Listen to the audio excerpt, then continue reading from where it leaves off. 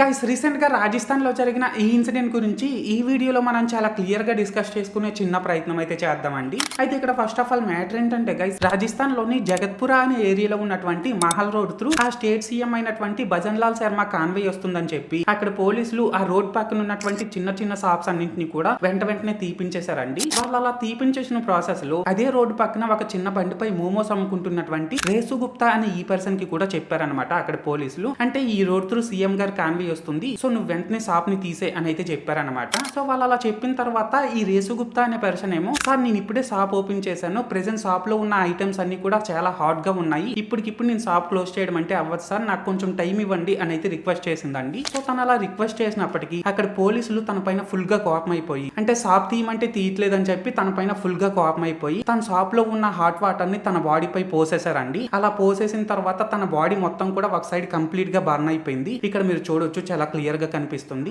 So మొత్తానికి ఏదేమైనప్పటికీ మన ప్రజల కోసం పనిచేయాల్సిన పోలీసులే పొలిటీషియన్స్ కి భయపడిపోయి మన ప్రజల పైన ఇలాంటి దారుణమైన దాడులు చేయడం అనేది అస్సలు కరెక్ట్ కాదు అని అయితే నాకు అనిపిస్తుందండి. మరి ఈ ఇన్సిడెంట్ పై మీ ఒపీనియన్ ఏంటో అది కామెంట్ సెక్షన్ లో చెప్పేయండి. అండ్ మీరు ఇంకా ఈ రీల్ లైక్ చేయకపోతే వెంటనే లైక్ చేసేసి మన పేజ్ వెంటనే ఫాలో కొట్టేసి నన్ను కొద్దిగా సపోర్ట్ కూడా చేసేయండి. ఓకేనా? This is Lokesh signing out. జై హింద్.